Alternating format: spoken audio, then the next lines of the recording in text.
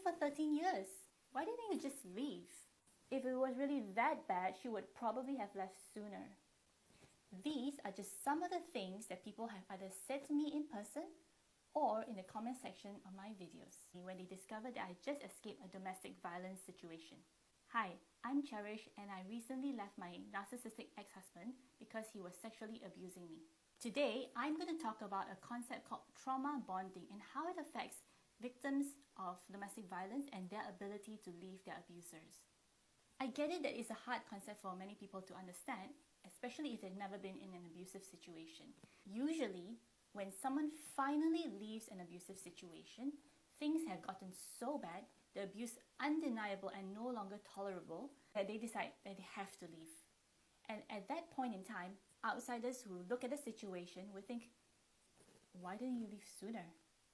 Now understand one thing, when you say such things to a victim or survivor of domestic violence, not only is it hurtful, it can be extremely re-traumatizing and shameful because it takes an act of great bravery in order to leave a violent situation.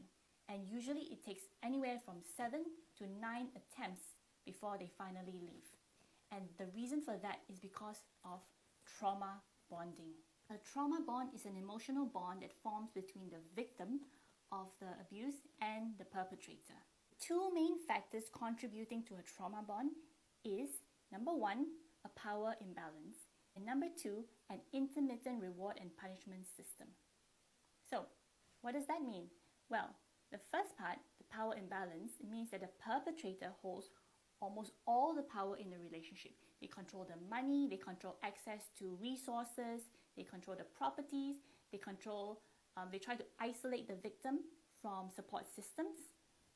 They stop the victim from the ability to earn a living or to make new friends, things like that. Trauma bonds are also based on terror, dominance, and unpredictability. Let me give you a practical example of what I have just shared. The power imbalance as well as intermittent reward and punishment that a perpetrator does to continue to hold a victim in a trauma bond. From the very beginning, I knew inside my heart that what my abuser was doing to me was wrong. However, because I was not equipped with certain tools, I didn't really have the strength at that point in time to really stand up for myself. So when I tried to have a conversation with him about, addressing his sexual needs, it would always end up in a certain way. One, if I brought it up, no matter how gentle my startup was, no matter how I tried to take the blame out of the conversation and not saying that what you're doing to me is wrong, I would say like, I feel that we can try a different way, or let's talk about this, whatever. No matter what I do to bring it up, he would explode in rage and then proceed to assault me verbally and emotionally by putting me down, blaming me, calling me names, insulting me and my family, and just with his absolute forceful nature, just unleash his anger on me. If I refuse to give in on a particular day, for whatever reason, it could be an innocent reason that I just fell asleep while putting my child to sleep, again, he would take it out on me that night or the next day by giving me the silent treatment or again, raging on me. If I did fulfill his sexual needs, then he would suddenly change and become so calm, so kind, so nice. So this is the act of intermittent reward and punishment. He would reward me when I gave in, and he would punish me when I tried to stand up for myself. Plus, he also added in one more thing, which is the power imbalance. We were living in the Middle East when this whole thing started. We were living there for more than a decade. When I would bring up my dissatisfaction with what was going on, he would shout at the top of his lungs and he would tell me things like, "You're lucky I didn't kick you out of the house. I was so stupid to marry you. I don't love you. I've never loved you. Marrying you and was the biggest mistake of my life. He would say things like, if it wasn't for the kids, I would have kicked you out of this house long time ago. Yeah.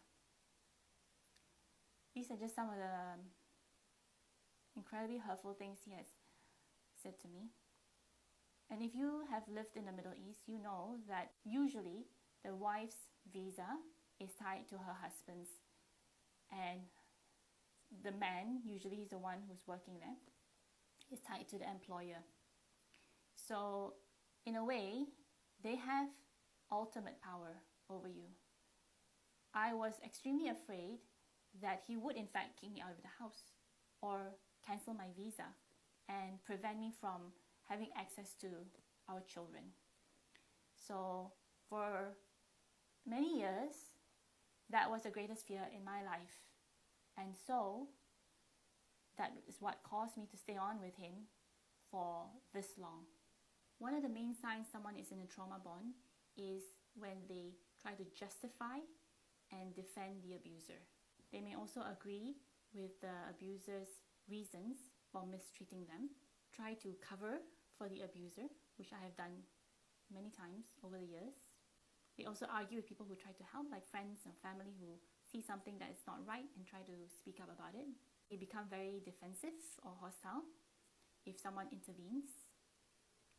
And also, they are reluctant or unwilling to take steps to leave the abusive situation. So these are some of the signs if you are in a trauma bond.